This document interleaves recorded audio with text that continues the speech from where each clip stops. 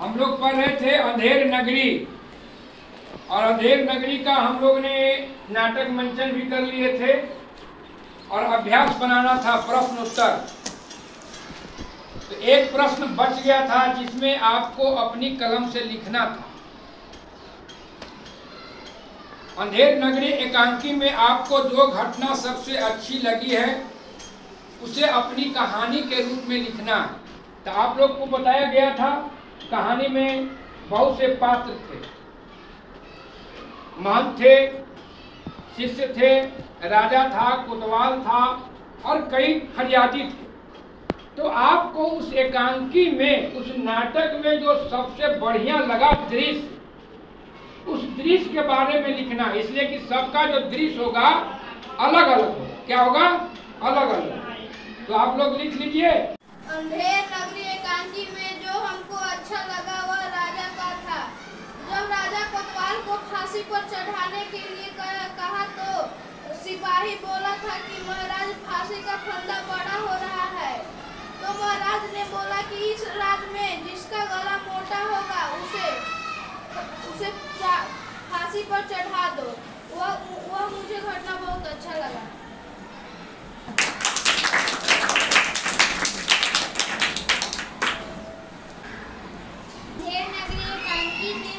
सबसे अच्छा यह लगा कि बिना कुछ गलती किए हुए भी गोवर्धन दास को सजा मिला है, इसलिए हमको सबसे अच्छा पंक्ति गोवर्धन दास के लगा।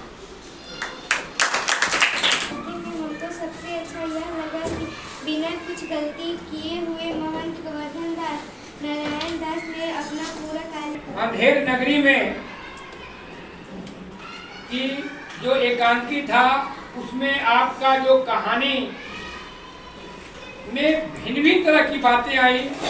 किसी को राजा का रोल बढ़िया लगा, किसी का गोवर्धन का रोल बढ़िया लगा, किसी का महंत का रोल बढ़िया लगा।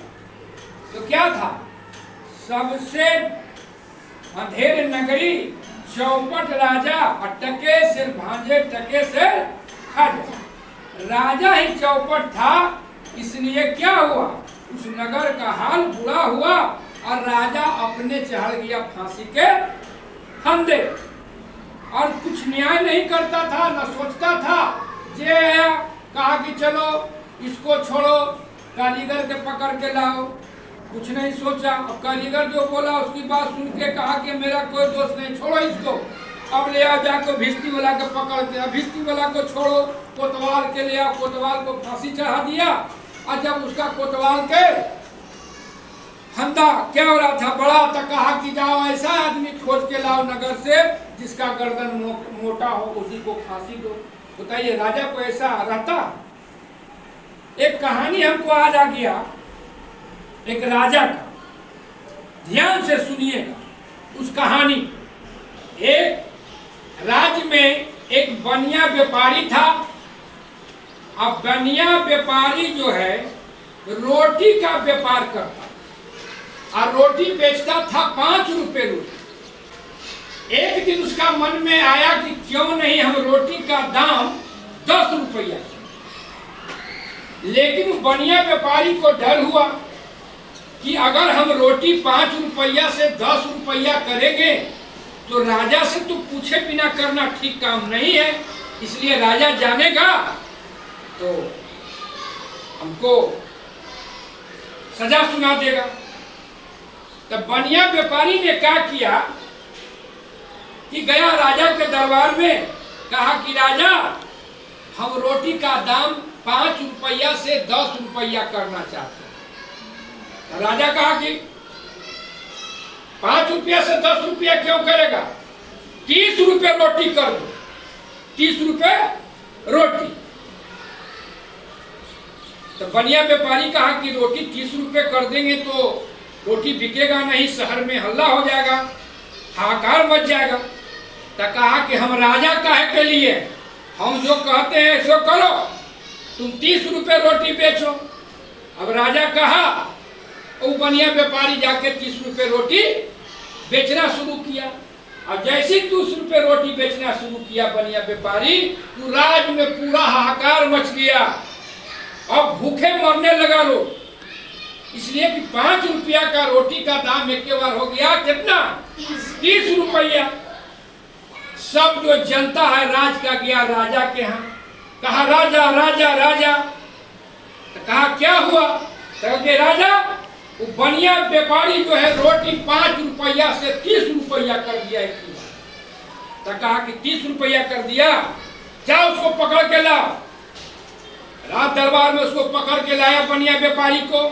तो कहा जी आपने रोटी 5 रुपया से 30 रुपया के बार कैसे कर दिया? जाओ उसको फांसी पर। अब वो गिड़गिड़ाने लगा।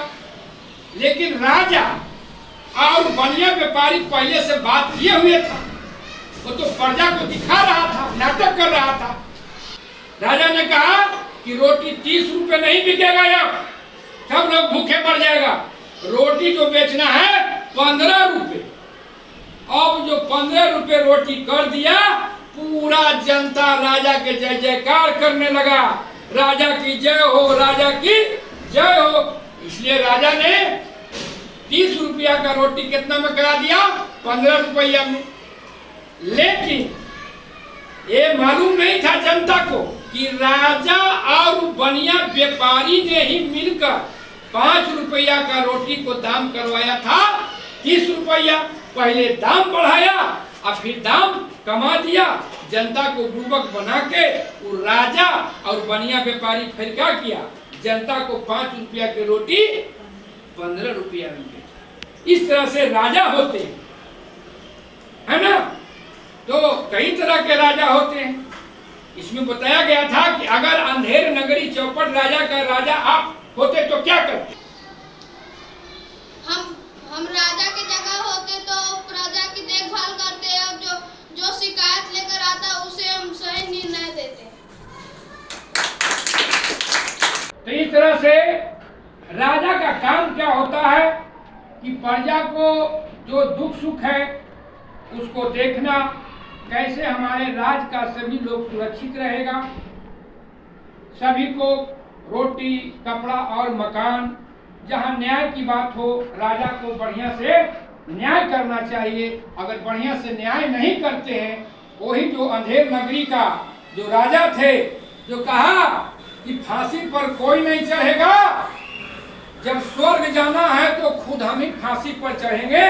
तो ऐसा राजा नहीं होना चाहिए कि अपने स्वार्थ के लिए अगर या जनता को ठगिएगा, जनता को बुर्बक बनाइएगा, एक दिन ऐसा समय आएगा कि आपका भी बुरा हाल होगा।